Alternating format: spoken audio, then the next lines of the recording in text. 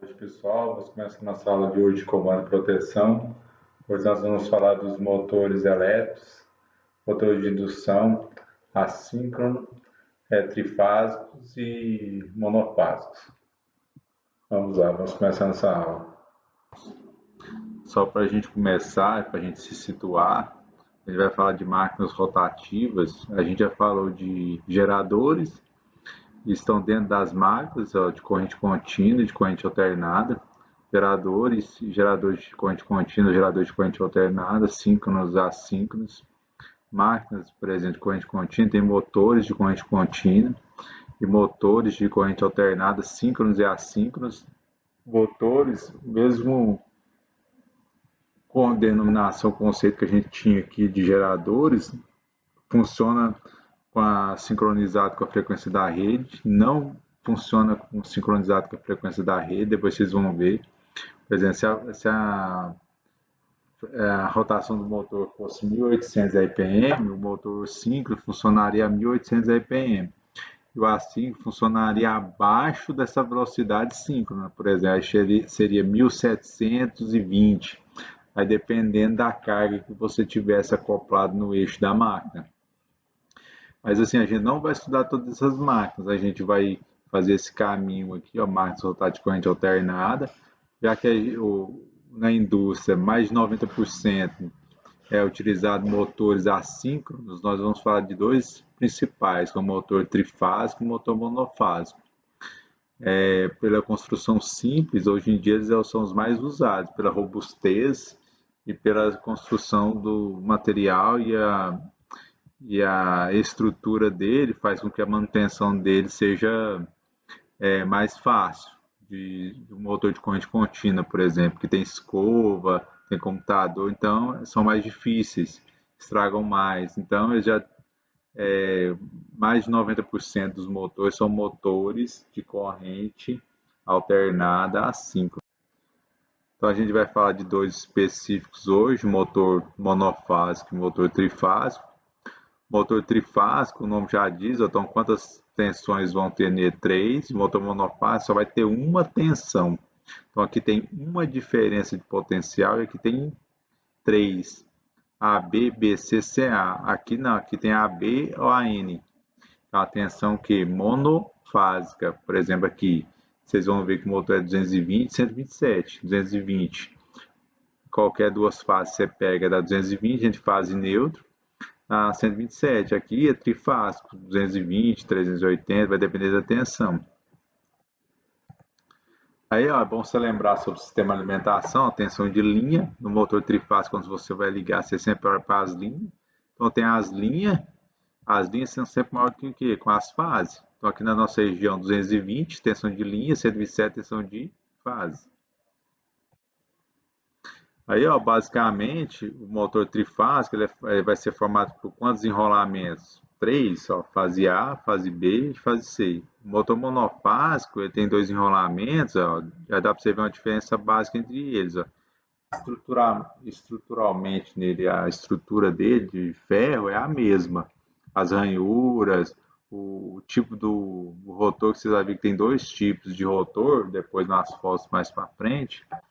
Os enrolamentos basicamente dele, ó, do trifásico, o deslocamento é deslocado no espaço de 120 graus. Então, a fase A da fase B está 120. B da C tá. Aqui está até errado a figura, nem esqueci de mudar, que é a fase C, ó. Colei lá e esqueci de mudar, mas aqui é fase B e aqui é fase C. E aqui ó, só tem duas fases. Aqui as fases estão deslocadas de quantos graus?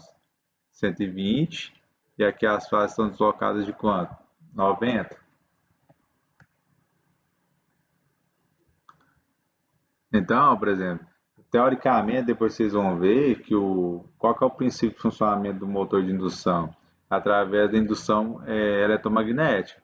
Só que o motor trifásico, pela característica física dele, ele já tem o que o pessoal chama de campo magnético girante. Depois vocês vão ver as fotos, vocês vão entender. O motor monofásico, ele não tem campo magnético girante próprio, porque ele só tem uma tensão. Aí eles colocam um capacitor nele aqui, por exemplo, um tipo de motor monofásico que existe um capacitor permanente, para justamente provocar o defasamento angular entre a tensão e a corrente, justamente para você ter um campo magnético que girante. Por isso que lembra que é interessante você lembrar que quando você tem um capacitor, o que, que ele faz com a corrente? Ele não adianta a corrente de 90 graus, e é esse deslocamento no tempo que faz produzir o que? O campo magnético girante. E aqui ó, já tem um campo magnético girante próprio, porque as tensões já estão deslocadas no tempo de 120 graus, não estão? Com enrolamento defasado de 120, depois vocês vão ver que o campo magnético aqui, ó, ele está girando no tempo. E aqui ele está parado. Aí com um capacitor ele consegue o defasamento angular no tempo para ele ter também o que? Um campo magnético que? Girante. Só que uma característica interessante, depois vocês vão ver, aqui o campo ele é constante. Aqui ele fica variando no tempo, já que ele é produzido artificialmente, ele varia no decorrer ao longo do entreferro aqui. Ó. Então, o estator do motor é formado basicamente pela estrutura de aço, onde tem as ranhuras, onde você vai colocar as bobinas lá dentro. Ó, se for no trifásico, é defasado de 120, se for no monofásico, defasado de 90. O rotor, basicamente, só tem dois tipos. De rotor gaiola de esquilo, é o circuito fechado, onde o campo magnético do estator vai induzir uma corrente nessas barras aqui que tem aqui dentro. Ó. Aí o campo aqui dentro vai produzir um campo magnético também, que vai se opor ao campo magnético que criou. Aí ele vai ser arrastado pelo campo magnético do estator, aí o motor vai girando.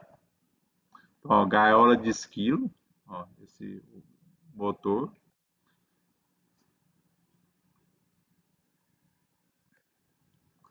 Aqui é o rotor bobinado, onde ao invés de você ter um circuito fechado, aqui na bobina dele, no rotor, você enrola uma bobina onde tem há umas partes, por exemplo, anéis, bobinas, escovas, tem os terminais para você fazer a ligação de se é estrela ou delta. Esse motor aqui é muito utilizado quando você quer fazer o controle da resistência, para você aumentar a força, o torque do motor. Então, rotor gaiola de esquilo ou rotor bobinado.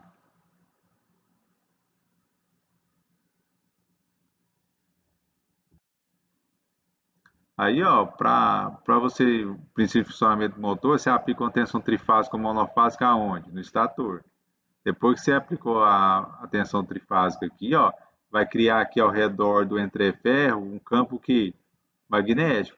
Esse campo magnético vai induzir uma corrente lá dentro do circuito fechado, que ela no rotor. Lembrando que não existe contato físico entre o estator e o rotor. Tem uma pequena frestinha lá, assim, um espacinho, lembra do entreferro? Então, aí, ó, por exemplo, através de indução eletromagnética, vai induzir uma tensão aqui dentro, uma corrente, vai produzir uma força eletromotriz. Essa força eletromotriz vai criar um campo magnético lá dentro. Aí, ó, de acordo com a lei de Lenz, tem o sentido que pelas suas ações magnéticas tem que se opor à causa que lhes originou. Então, esse campo magnético aqui, ó, vai ser oposto a esse aqui. Então, esse aqui vai tentar puxar esse campo magnético aqui, ó. Então o motor vai começar a girar.